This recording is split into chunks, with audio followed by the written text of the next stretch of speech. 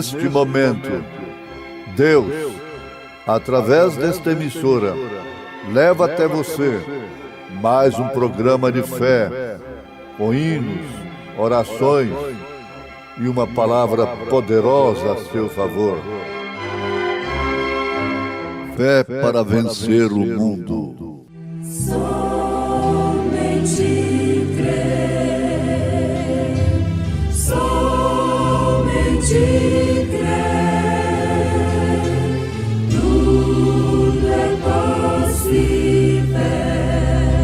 somente crer, somente crer, somente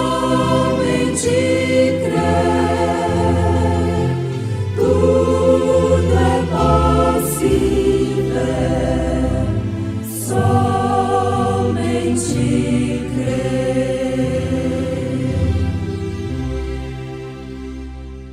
Bem-aventurado aquele que lê e os que ouvem as palavras desta profecia e guardam as coisas que nela estão escritas, porque o tempo está próximo.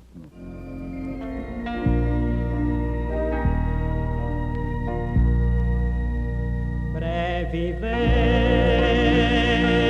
um grande dia em que lutas findarão, todos males e agonias deste mundo cessarão. No céu o pranto, pois não haverá mais dor, e ouvir-se-á o canto dos remidos do Senhor.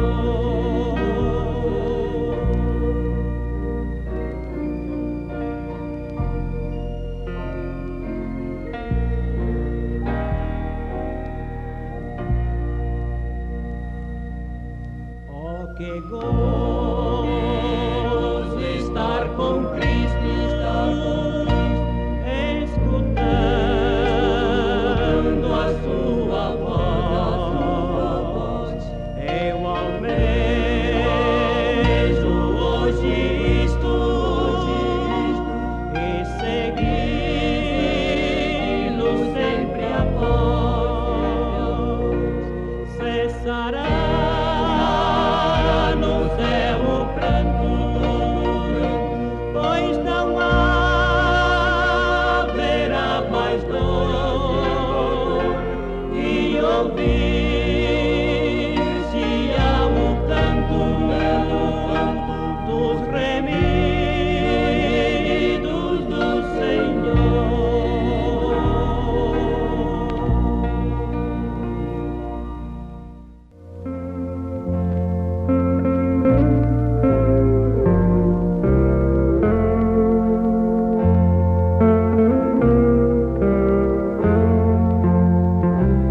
Quando você nasce como um humano, os traços naturais de um ser humano te seguirão.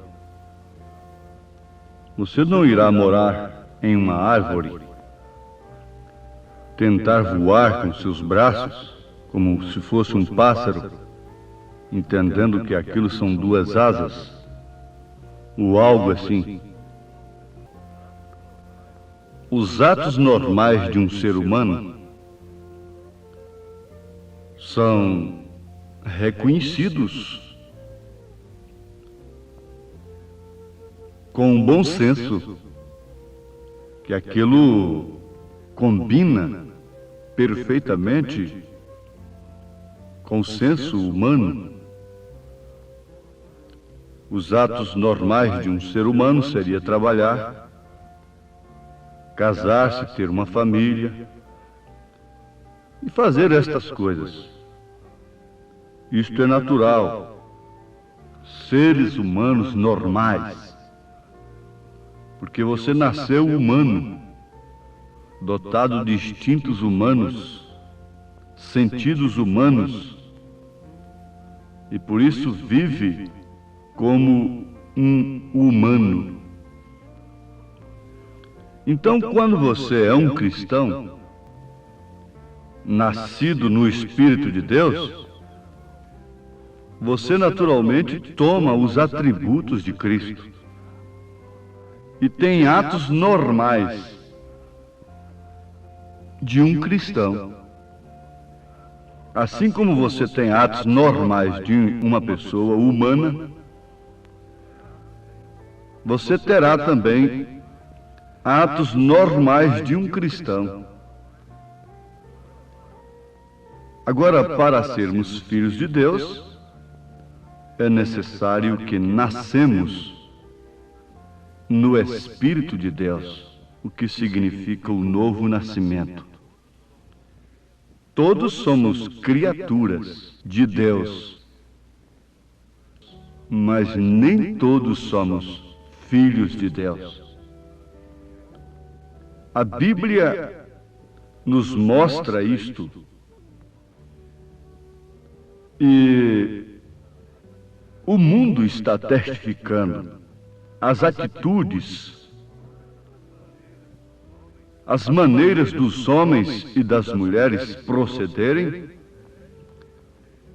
testificam que de fato isto é verdade, que somente uma pessoa nascida no Espírito de Deus tem atitudes de cristãos.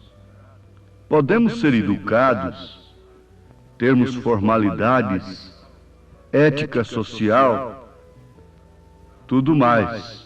Mas isso ainda não quer dizer novo nascimento. Isso não quer dizer cristão. Mesmo os atos normais de um ser humano estão mostrando que o homem tem perdido a sua mente, bem como a mulher também. O pudor é coisa que é chamada já era, entre aspas. Mas isto prova que as pessoas têm perdido o verdadeiro senso de um ser humano. Porque é humano tentar se cobrir, se vestir. E algum tempo atrás, se uma pessoa tentasse se despir, ela seria levada para o manicômio. Ela seria presa como uma débil mental. Mas o profeta de Deus profetizou, e isto tem se cumprido, que essa demência varreria o mundo. E quando o mundo vê uma pessoa com atitudes, com métodos, com regra de vida cristã, então aquela pessoa é que se torna uma louca para o mundo. O mundo diz que ela está demente, está atrasada, qualquer coisa está acontecendo, que ela é menos esclarecida, que ela é um robô de alguém, de algum líder religioso e coisa assim. Mas está provado, meus amados ouvintes, meus preciosos irmãos, filhos de Deus, que quando o homem, a mulher, quando a pessoa é uma cristã, é um cristão, nascido no Espírito de Deus, naturalmente esta pessoa revelará e expressará os atributos de Cristo. A vida é revelada quando a criança nasce. Ela estava encoberta e ela foi revelada. Isso quer dizer, veio à luz. Daí então, nós termos a necessidade da revelação de nosso Senhor Jesus Cristo. Este Filho vir à luz, ao nosso coração, no nosso coração, no nosso entendimento.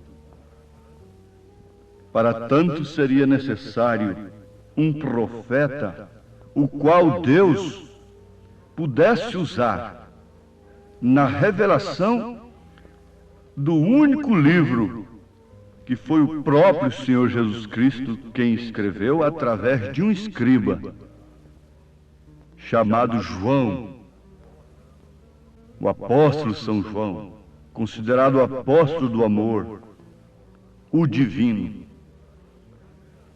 Mas não foi apenas uma inspiração de João como os demais livros, que são, na verdade, inspirados pelo Espírito Santo. O Apocalipse foi uma aparição de nosso Senhor Jesus Cristo a João, mostrando todos aqueles símbolos, dizendo-lhe: escreva isto, escreva aquilo, escreva isto outro.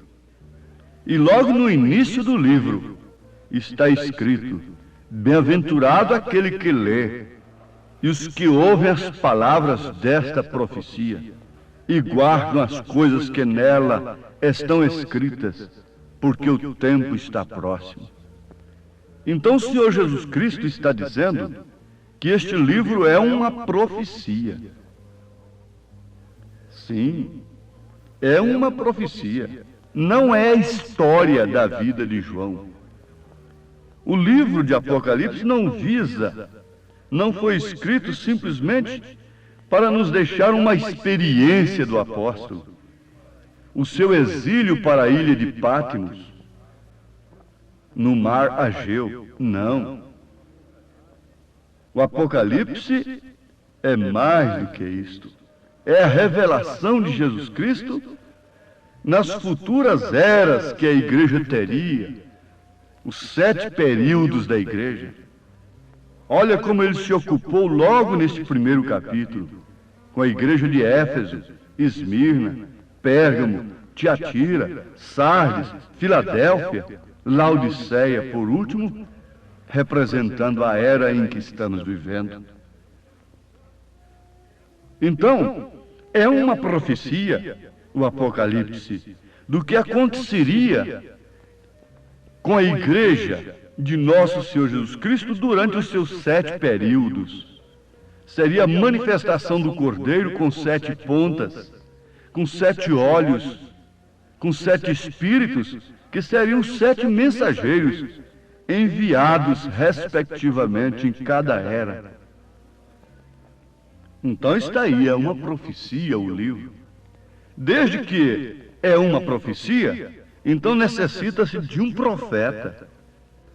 Porque somente um profeta pode profetizar, pode revelar uma profecia. Considerando que Apocalipse é uma palavra grega, que vem do grego, que quer dizer tirando o véu. Então, necessita-se de um profeta profetizado nesta mesma profecia, neste mesmo Apocalipse,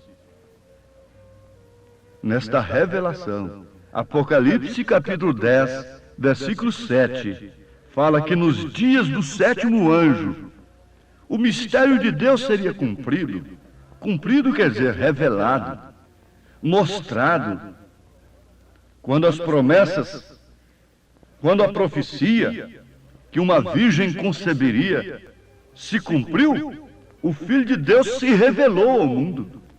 A virgem concebeu, então aquilo se cumpriu. Aquele mistério se cumpriu. Agora em Apocalipse 10 está dizendo que nos dias do 7º anjo se cumpriria o segredo de Deus, o mistério de Deus, essas profecias. O livro da profecia seria aberto e ele compreende todas as Escrituras. Ele vai mais além do que isto. Mas o conhecimento teórico apenas destas coisas não resolve. Ele tem um objetivo de Deus em si, não de formar matéria controvertida, para que os teólogos de tal ala diferente quebrem a cabeça com ele. Isto é ousadia. Isso é como esquiar em cima de gelo fino. Isto seria somente para um profeta, pois se trata de uma profecia e não poderia ser nunca uma matéria controvertida, desde que os homens reconhecessem a verdade sobre o assunto. Isto não é para nós, isto é para quem Deus enviar. Não é para um mais sábio, um mais entendido, para um escritor daqui chocar com o outro dali acerca do Apocalipse, porque nenhum deles combina, embora respeitam-se mutuamente pareceres conforme seus acordos dogmáticos.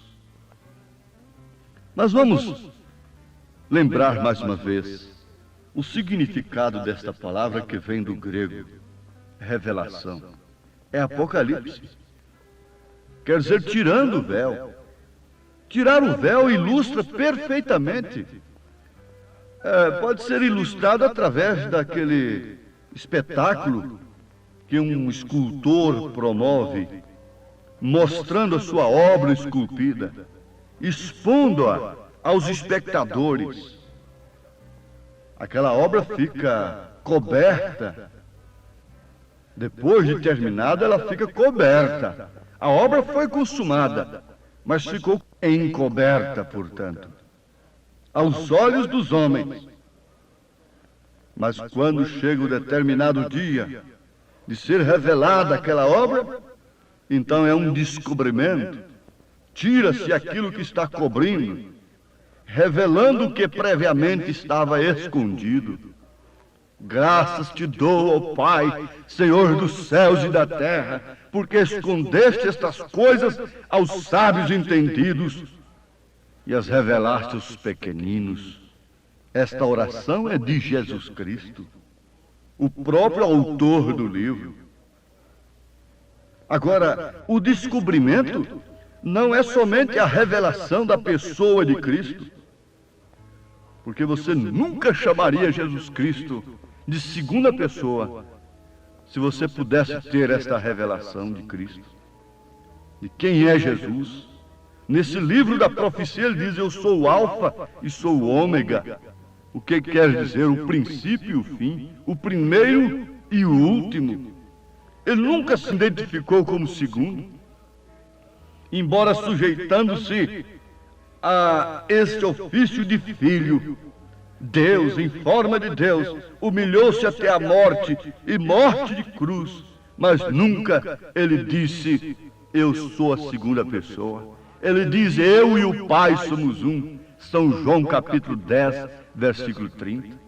E se você ler alguns versículos antes do versículo 30 de São João 10, você vai constatar que as ovelhas que estão nas mãos de Jesus estão nas mãos do Pai.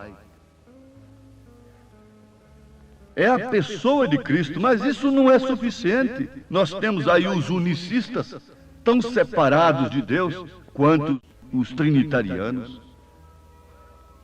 Isso não é o bastante, mas a revelação de suas obras durante todas as eras, era por era, nos mostraria o mal que assolou a era passada, nos mostraria a mensagem que deu vida naquela era para os crentes verdadeiros, mas não nos deixaria também inércios, acomodados e descansados somente naquilo que Deus fez na era passada, esperando como alimento o maná de ontem. Não. Se tivermos a revelação das eras, nós não vamos satisfazer somente com aquilo que Lutero realizou, pregou. nem tampouco somente com o que Wesley fez, ensinou, muito menos com os dons espirituais. Nós chegaremos a este novo nascimento, que é dar à luz o Filho. É a vida do crente, da igreja, como a obra máxima que está escondida ao mundo, sendo revelada. Jesus foi revelado ao mundo, mas quem pôde vê-lo? Quanto mais sábio acerca de Deus, menos puderam contemplá-lo como Deus. Disseram que ele tinha Belzebu. Quanto mais simples, tu és o Cristo, o Filho de Deus vivo. Então, qual é a obra do Senhor Jesus Cristo durante as eras? É compor para si, gerar para si durante esses períodos um corpo de crentes que é chamado esposa do Cordeiro. Uma igreja que descansa não em poder humano, mas uma igreja que viesse estar estabelecida sobre a revelação. Por isso que ele disse a Pedro: as portas do inferno não prevalecerão contra ela. Isso não quer dizer que ele estava edificando uma igreja sobre Pedro e nem sobre sua própria pessoa, mas sobre a revelação de sua pessoa, sobre a revelação de sua palavra, é que a igreja é estabelecida, é edificada. É sobre o poder de Deus, vindo os ventos, as tempestades, as portas do inferno abrindo. Para enganá-la, não prevalecem contra ela, porque ela está edificada na revelação do Senhor Jesus Cristo. Se no mundo te sentes cansado, enfadado também de viver, se alegria não tens na tua alma, confessa que sempre Jesus tem poder. Ele chama e socorre o aflito, que esperança no mundo não tem. Ele quer te salvar, meu amigo, evitar o perigo, porque tu não crês. Grande amor Deus por ti revelou. Eu sou o Alfa e o Ômega, o princípio e o fim, diz o Senhor, que é, e que era e que há de vir, o Todo-Poderoso. Pois nunca pecou.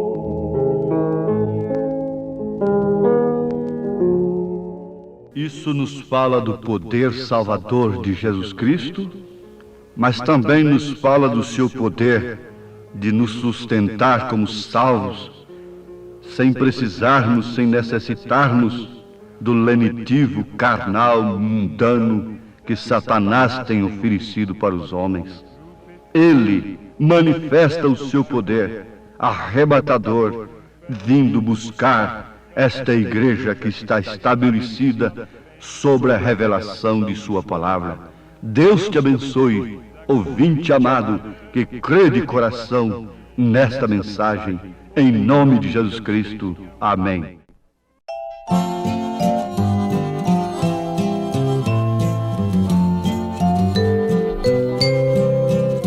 Jesus, o bom pastor, seguiu-me com grande amor e do perigo me livrou.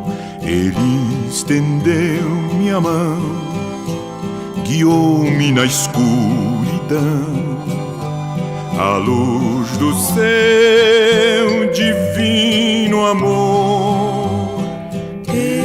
Querido Salvador, o teu imenso amor enche meu coração de gratidão. Eu só não posso andar, vem-me, Senhor, guiar.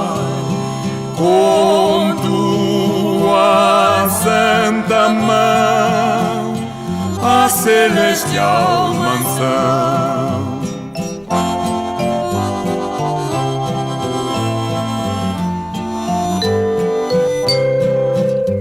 Andando com Jesus, cercado por sua luz, o mundo perde a atração. Jamais vou me importar se o mundo me desprezar, pois Cristo é todo meu prazer.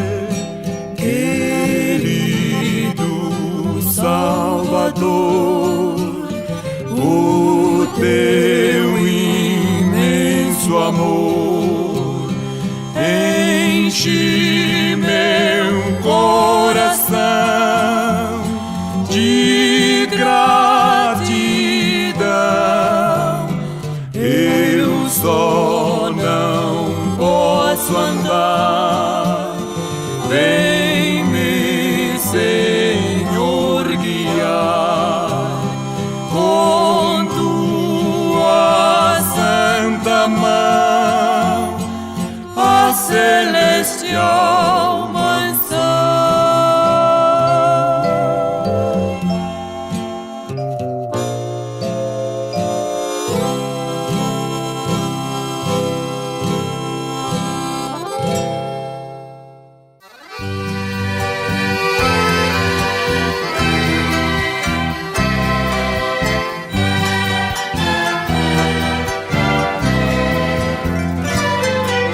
Senhor, quem são aqueles que vêm sorrindo pelo caminho, cantando alegremente como as aves que vão para o ninho? Senhor, quem são aqueles que em vestes brancas vão no caminho? Senhor, eu quero segui-los, tu não me deixes ficar sozinho.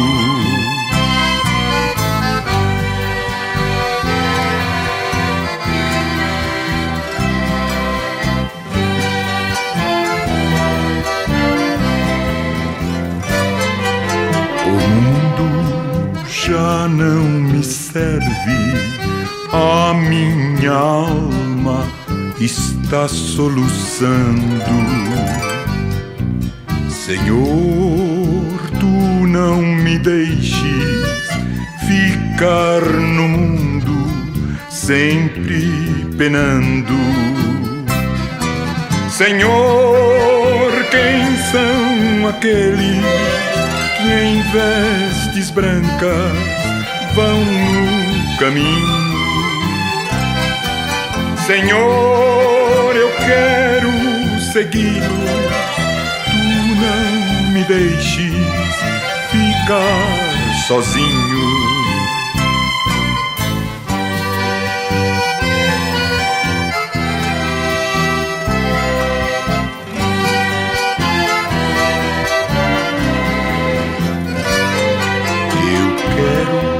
Também ser um deles, ter felicidade no coração,